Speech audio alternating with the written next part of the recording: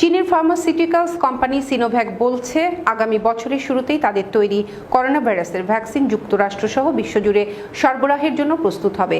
এমনকি যুক্তরাষ্ট্র, অস্ট্রেলিয়া ও ইউরোপের দেশগুলোতে ভ্যাকসিন বিক্রির পরিকল্পনা হাতে নেওয়া হয়েছে বলে জানিয়েছেন সিনোভ্যাকের প্রধান নির্বাহী কর্মকর্তা ইন ওয়ে ইডং। বিস্তারিত দেখুন ডেস্ক রিপোর্টে। চীনের রাজধানী বেইজিং এর দক্ষিণাঞ্চলে সিনোভ্যাকের ভ্যাকসিন তৈরির কারখানায় বিশাল কর্মযজ্ঞ ও ব্যস্ততা চলছে। ইতিমধ্যে এই কারখানায় ভ্যাকসিন উৎপাদন এবং বোতলজাতকরণের কাজ শুরু হয়েছে। আগামী বছরের ফেব্রুয়ারি অথবা মার্চের শুরুর দিকে কয়েক কোটি ডোজ ভ্যাকসিন প্রস্তুত করা সম্ভব হবে বলে জানিয়েছে। শিশু এবং বয়স্কদের জন্য ভ্যাকসিনের ছোট ছোট ডোজের পরীক্ষা করা শুরু করেছে চীনা এই কোম্পানি।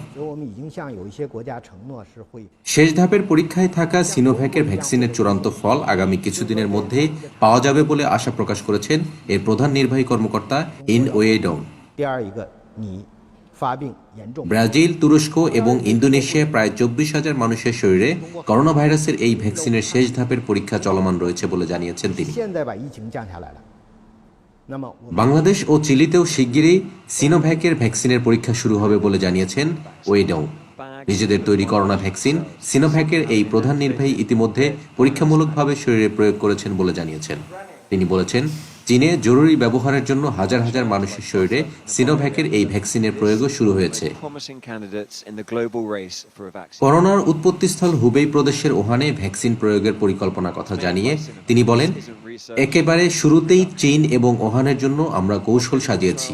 পরবর্তীতে জুন এবং জুলাই আমরা বিশ্বের জন্য কৌশল সংযুক্ত করেছি। ওয়েডং জানিয়েছে, যুক্তরাষ্ট্র, ইউরোপীয় ইউনিয়ন সহ বিশ্বের অন্যান্য দেশে ভ্যাকসিনটি সরবরাহ করাই তাদের লক্ষ্য। যুক্তরাষ্ট্র, ইইউ, জাপান এবং অস্ট্রেলিয়ার কঠোর আইনের কারণে এসব দেশে চীনের ভ্যাকসিন বিক্রি সম্ভব নয়। তবে সিনোভ্যাকের এই প্রধান নির্বাহীর আশা, শেষ পর্যন্ত আইনে পরিবর্তন আসতে পারে। সম্প্রতি বিশ্বজুড়ে এ দুই শ্রেণীর মাঝে করোনা ভাইরাসের প্রকোপ বৃদ্ধি পাওয়ায় নতুন এই উদ্যোগ শুরু করা হয়েছে বলে জানিয়েছেন সিনোভ্যাকের প্রধান। যেসব দেশ পরীক্ষা ব্যবস্থা করেছে সেসব দেশ অগ্রাধিকার ভিত্তিতে ভ্যাকসিন পাবে বলে জানিয়েছেন ওয়েডং। ডেস্ক রিপোর্ট, বিশ্ব বাংলা 24।